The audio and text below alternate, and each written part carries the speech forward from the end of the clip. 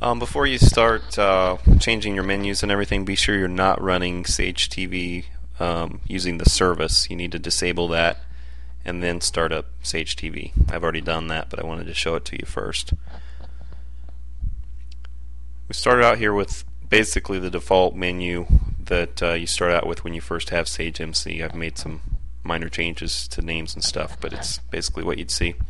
You right click and then hit Customize Menu, and you'll get this menu. And you can see there's a bunch of different things on here.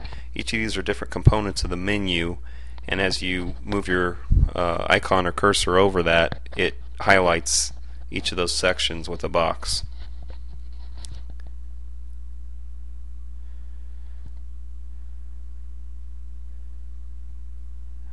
Recent recordings is a new component that's been added on SageMC this last time. Upcoming recordings also. Both of those give you the last 4 either upcoming or recent recordings that you can access right there from your main menu. I'm going to turn them off for now. This is the main menu text. You can change this to be like icons like this, fixed focus, or again text.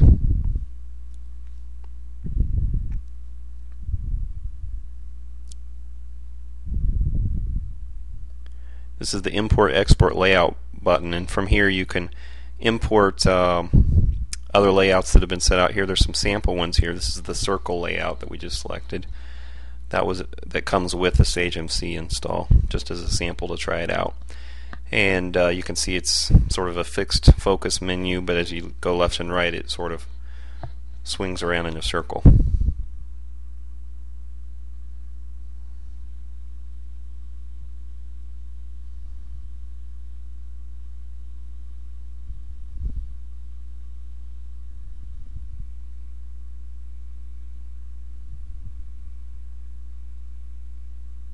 Your weather menu, same functionality, may look a little bit different depending on how you set it.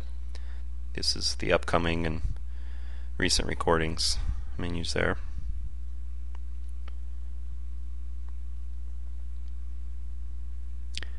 Back on the home screen.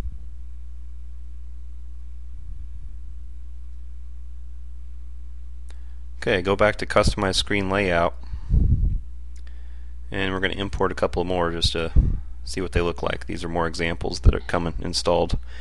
The horizontal one is kind of a nice one. I like this way it looks.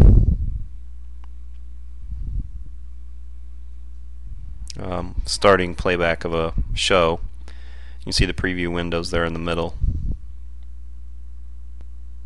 The menu bar's all there on the bottom. Different animations are available and can be controlled here in the customized screen layout also. Let's look at a couple more. Another example layout is the text layout. This is sort of a reverse of the default with the text on the left. Note the animations are a little bit different though. Kind of cool.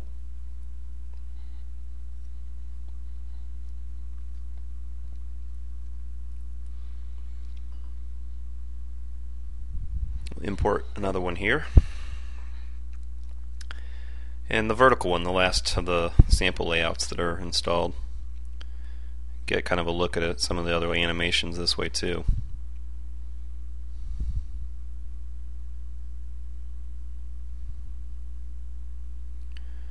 Okay, back to the menu.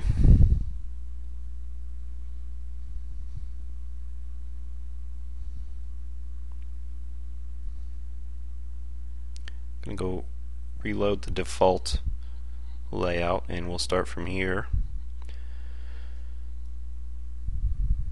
We're highlighting the main menu part. I'm going to change it from text to icons, fixed focus. It looks kind of like, works kind of like front row with the focus there in the middle. Okay, back to the menu, change it to icons. And there you have your icons as your selection instead of just text. Let's change that. Let's put in 3 rows to fit those icons in a little bit better. You can change that. You can turn off the text and just have icons, or vice versa.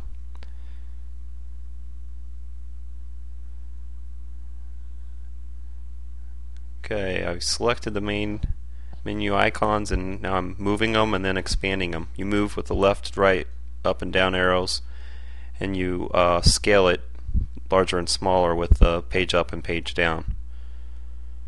Just do this sort of as a get a feel for how it works when you're editing the layout. This is the animation style and type. You can pretty much make it do what you want it to there.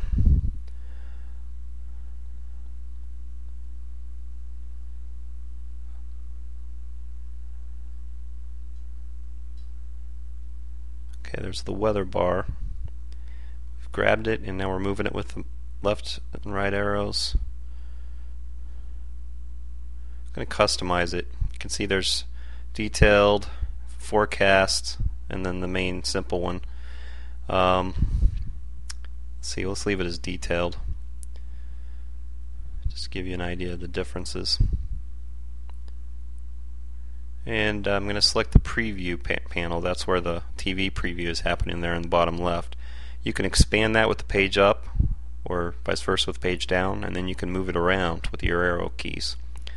Obviously this isn't looking that great, but you get the idea how easy it is to move things around and try things out. You can move almost any component there on the main menu that you want and customize it to your wants.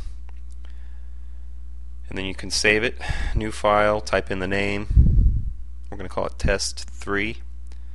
Then click OK. And again, OK. Now it's saved. You can import that back later on. Let's just see if it's there. There you see it is test3.layout. I'm going to load this thing.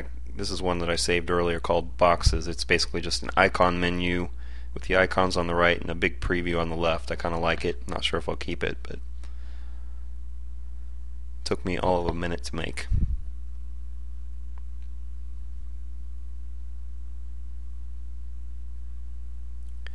I'm going to stop the preview and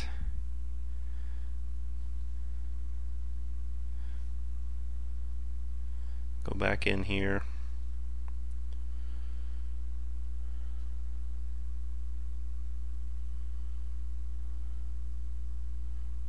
Let's import. This is another layout that was on the Sage TV forums. There's a forum, I have it listed on the bottom of the blog post, where people can save layouts that they like along with screenshots of them, and so I would imagine after a couple weeks there's going to be quite a few different ones out there for you to try out. I'm going to probably load as many of them as I can, and you can play around with them and see which ones I like. I may even save a few of my own. That's the beauty of it. You can make it as easy enough for people like me to make skins for my home theater PC, save them out there and share. Go back to the default. One last thing to mention here is if you click main menu options, this is the dynamic menu. People who use Sage TV you'll be familiar with it. But you can change the icons, add menu items and rename them, that sort of thing. Lots of customization you can do with that one as well. Okay, that's all of SageMC's new features that I wanted to highlight with new custom menus. I encourage you to give it a shot and try it out. It's pretty cool. Thanks.